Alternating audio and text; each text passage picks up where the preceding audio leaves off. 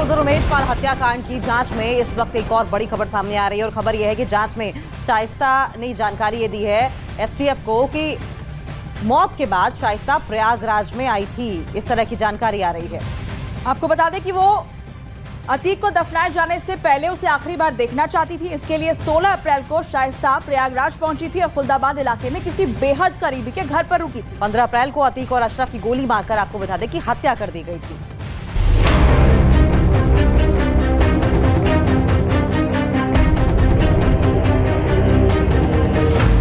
अतीक के मर्डर के बाद प्रयागराज आई थी शाइस्ता। आखिरी बार देखना चाहती थी पति का चेहरा। पुलिस की सख्ती से शाइस्ता का प्लान हुआ फेल।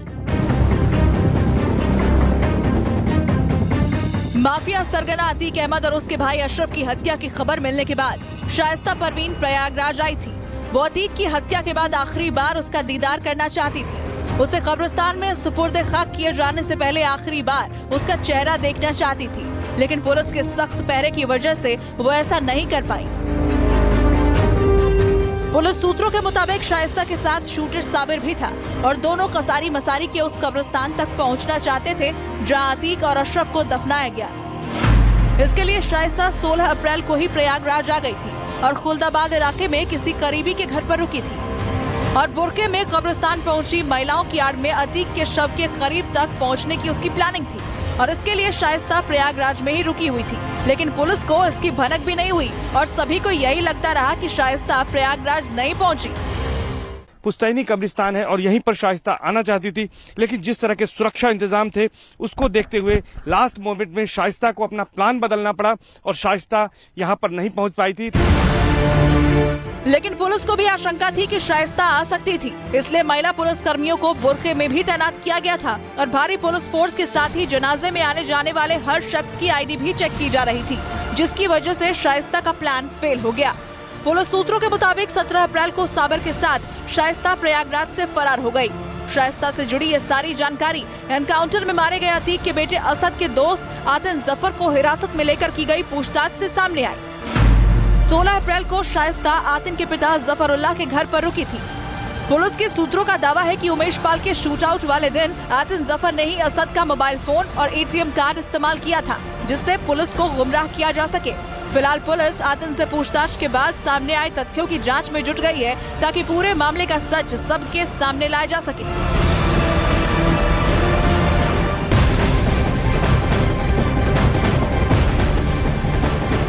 माफिया सरगना अतीक अहमद के बेटे अली अहमद को एसआईटी रिमांड पर लेने की तैयारी कर रही है। नैनी जेल में अली अहमद से पूछताछ के बाद कुछ नई जानकारियां भी सामने आई हैं और कुछ अहम दस्तावेज भी बरामद कर लिए गए हैं और इसी आधार पर एसआईटी जल्द ही अली अहमद को पुलिस रिमांड पर लेने की तैयारी में है। और आपको बताते चलें कि उमेश पाल के मर्डर से ठीक पहले नैनी जेल में शूटर गुलाम, साबिर और गुड्डू मुस्लिम ने अपने आप को अली का दोस्त बताकर अली से जेल में मुलाकात भी की थी। सूत्रों के मुताबिक इस मुलाकात में उमेश पाल की हत्या के लिए कुछ डायरेक्शन दिए गए थे और प्लानिंग को और मजबूत करने के लिए कहा गया था।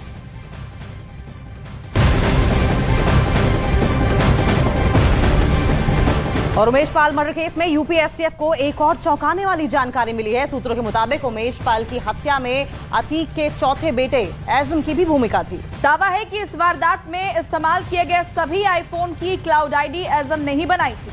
सूत्रों का दावा यह भी है कि उमेश पाल शूटआउट में अतीक के इस बेटे का कोडवर्ड ठाकुर था।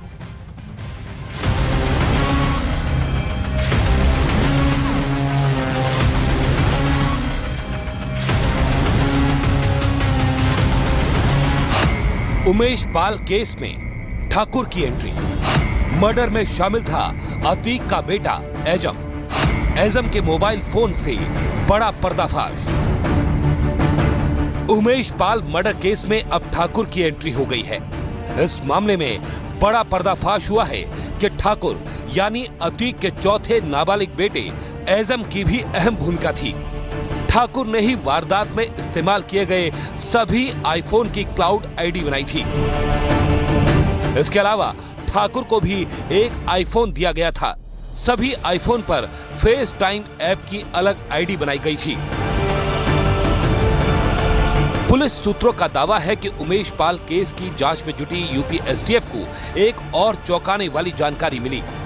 हत्याकांड में अतीक के चौथे नंबर के बेटे एजम का भी अहम किरदार था और उसने ही हत्याकांड से जुड़े सभी शूटरों के साथ ही जेल में बंद अपने पिता अतीक अहमद, चाचा अशरफ और मां शाइस्ता परवीन के बीच बातचीत कराने के लिए आईफोन की क्लाउड आईडी बनाई थी। सूत्रों के मुताबिक इन सभी की फेस टाइम ऐप के जरिए बातचीत होती थी, जिस पर एजम ने ठाकुर 008@iCloud.com के नाम से आईडी बनाई थी। अतीक अहमद ने अपने चौथे बेटे यानी नाबालिग एजम को भी एक आईफोन दिया था और इस आईफोन की जो आईडी बनाई गई थी वो ठाकुर के नाम से बनाई गई थी। अतीक अहमद ने अपने चौथे बेटे यानी नाबालिग एजम को भी एक आईफोन दिया था और इस आईफोन की आईडी ठाकुर के नाम से बनाई गई थी। एजम के बारे में एक और हैरान कर देने वाली बात सामने आई है। पुलिस सूत्रों के मुताबिक वो मशहूर फिल्म शोले से काफी प्रभावित था, इसीलिए वो खुद को ठाकुर मानता था।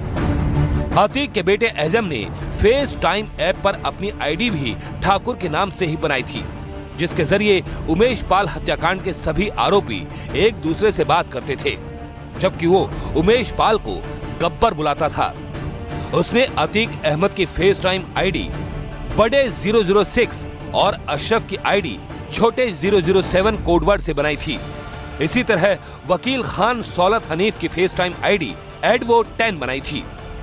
अब जब अतीक के चौथे बेटे एजम का भी उमेश पाल हत्याकांड से कनेक्शन सामने आ गया है, तो ऐसे में आगे की जांच में अतीक अहमद के चौथे नंबर के बेटे नाबालिग एजम अहमद को भी पुलिस आरोपी बना सकती है।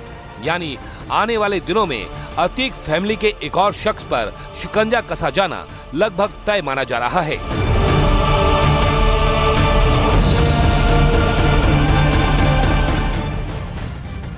और उमेश पाल केस में अतीक अहमद की पत्नी शाइस्ता परवीन पर माफिया अपराधी का टैग लग गया है, यानी कि यूपी पुलिस ने उसको माफिया अपराधी घोषित कर दिया है।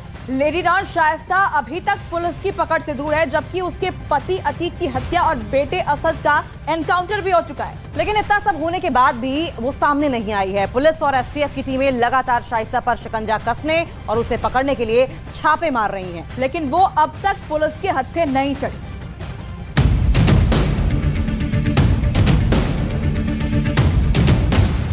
पुलिस की नजर में वो माफिया अपराधी है।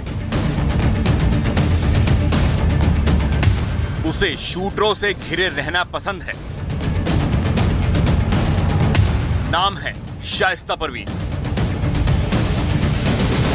ये हम नहीं कह रहे, बल्कि ये लिखा है एफआईआर नंबर 219 में। यूपी की प्रयागराज पुलिस की इस एफआईआर के आधार पर जांच अधिकारी ने जो तथ्य पेश किए हैं, उनमें अतीक की पत्नी शाइस्ता परवीन को माफिया अपराधी लिखा गया है। जी हां, ठीक सुना आपने, माफिया अपराधी शाइस्ता परवीन। न्यूज 18 के पास इस एफआईआर की एक्सक्लूसिव कॉपी है, जिसमें यह साफ साफ लिखा गया है कि शाइस्ता परवीन माफिया अपराधी है। पुलिस ने उसके लिए ऐसा क्यों लिखा, उसमें इसका भी जिक्र किया गया है। ये वो एफआईआर है जो प्रयागराज के धूमनगंज थाने के प्रभारी राजेश कुमार मौर्य ने 2 मई को अपने ही थाने में दर्ज करवाई थी। यहाँ से इस केस में एंट्री हुई एक और कैरेक्टर आतिन जफर की। शाइस्ता अपने बेटे असद के जिस दोस्त आतिन जफर के यहाँ रुकी थी, वहाँ छापेमारी के बाद पुलिस ने ये एफआईआर दर्ज की थी।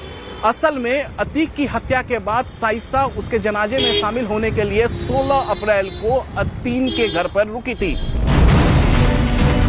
सूत्रों के मुताबिक इस हत्याकांड में असद का दोस्त आतिन वो किरदार है जिस पर उमेश पाल के मर्डर वाले दिन असद के मोबाइल का इस्तेमाल लखनऊ में किया था, ताकि असद की लोकेशन लखनऊ में मिले और पुलिस को गुमराह किया जा सके।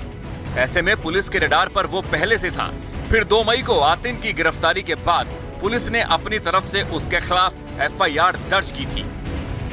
पुलिस की इस एफआईआर में अतीक अहमद की पत्नी शाइस्ता परवीन को न केवल माफिया अपराधी करके संबोधित किया गया है, बल्कि ये भी कहा गया है कि वो अपने साथ शूटर रखती थी। लेडी डॉन की पहचान रखने वाली शाइस्ता परवीन न केवल माफिया सरगना है, बल्कि उसे अपने साथ शूटर रखने का भी शौक है। उमेश पाल शूटआउट केस में नामजद आरोपी और 5 लाख रुपए के नामी साबिर को शाइस्ता परवीन का शूटर बताया जा रहा है। ये भी आरोप है कि शाइस्ता और उसके शूटरों को आतिन जफर ने पनाह दी थी। चर्चा है कि इस एफआईआर के बाद पुलिस अब जल्द ही शाइस्ता परवीन का नाम माफिया सरगनाओं की लिस्ट में डालने की तैयारी में है।